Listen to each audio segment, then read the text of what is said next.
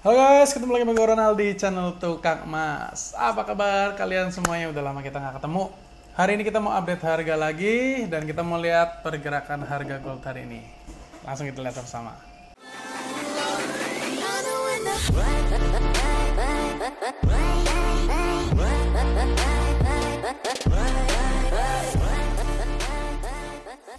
Oke guys, kita langsung lihat harga goldnya.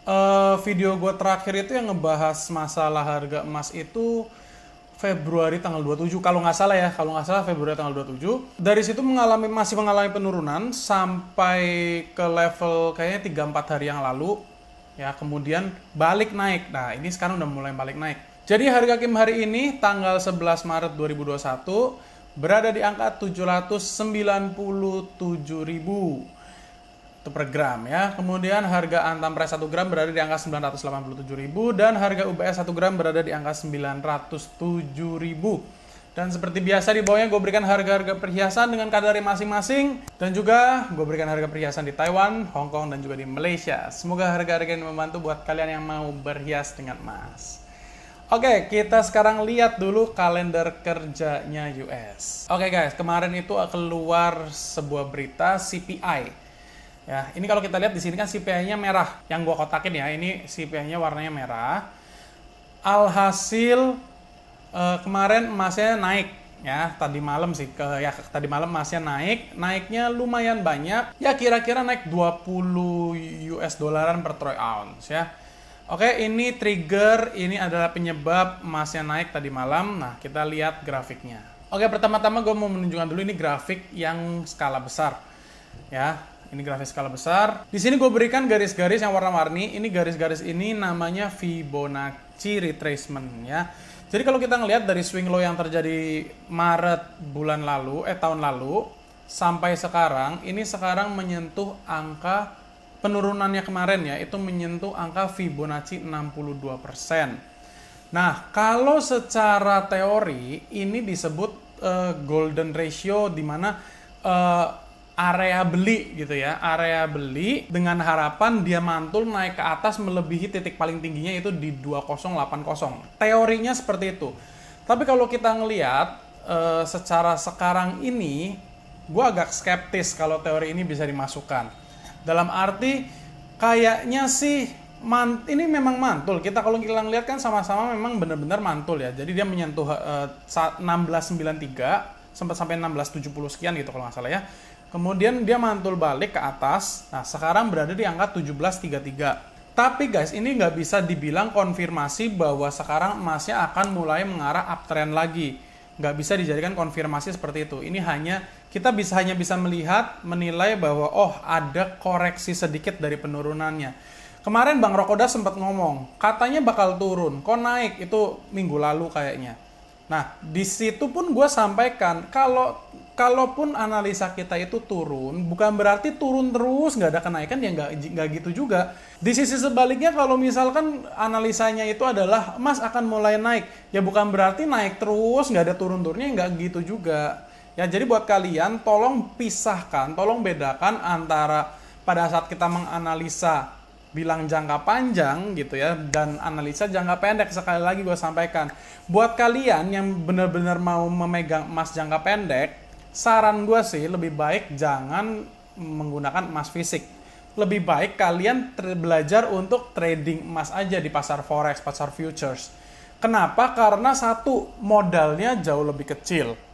Kedua, returnnya atau profitnya jauh lebih besar gitu dibandingkan dengan pegang emas fisik. Kalau orang-orang seperti Bang Rokodas kemarin pun gue sampaikan bahwa abang kalau memang mau ngikutin bener-bener, ya kan, mau belajar bener-bener, jangan pegang emas fisik, pegangnya ini aja, kita trading di forex, itu akan jauh lebih untung. Kenapa ya? Karena posisi atas, kalau misalkan harganya naik kita bisa profit, harganya turun pun kita masih bisa profit. Nah ya kan, kalau misalkan forex itu seperti itu ya. Jadi buat kalian, kalau misalkan kalian memang benar-benar mau belajar forex, oke lah, maksudnya itu supaya kalian bisa menganalisa pergerakan harga sendiri ya ke depannya ya. Tulis dulu di kolom komentar deh, kalau misalkan like-nya banyak dan banyak yang komen minta diajarkan, ya akan gue ajarkan. semampu gua ya, semampu gua, karena gue juga bukan yang pro dalam dunia ini. Oke, kita lanjut lagi, kita lihat secara lebih dekat.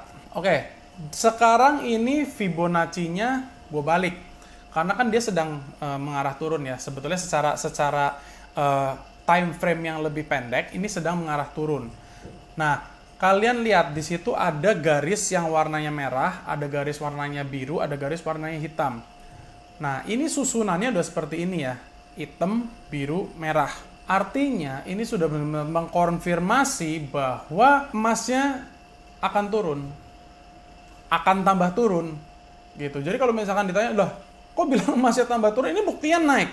Nah, ini yang disebut koreksi. Tapi sekali lagi gue juga bisa salah, oke? Bisa aja ini benar-benar pembalikan dan emasnya meludak sampai 2.400, kita nggak ada yang tahu. Tapi nggak bisa kayak gitu analisanya. Kita hanya bisa menganalisa apa yang kelihatan di grafik ini. Oke, kalau misalkan kita lihat, posisi sekarang ini emasnya sedang koreksi naik ke atas ya. Jadi dari penurunan yang sedang terjadi, emasnya koreksi naik ke atas. Nah, sekarang ini memasuki area 38% sama 50% ya. Areanya ya area yang ini nanti akan gue lingkarin, akan gue kotakin.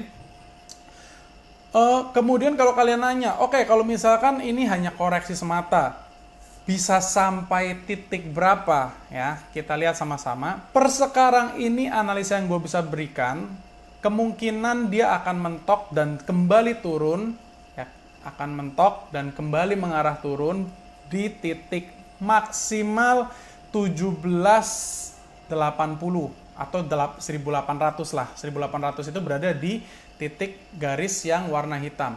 Tapi agak jauh.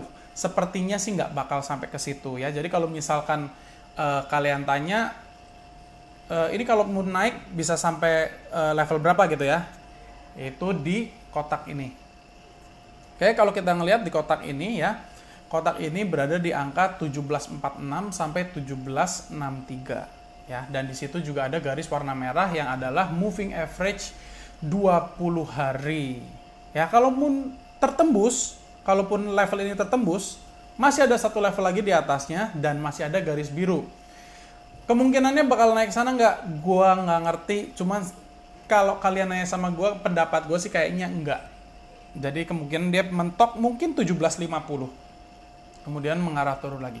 Tapi sekali lagi, gue sampaikan, ini hanya analisa gue bisa salah, gue bukan orang yang super hebat sekali dalam analisa seperti ini. Apakah ini waktu yang bagus untuk beli?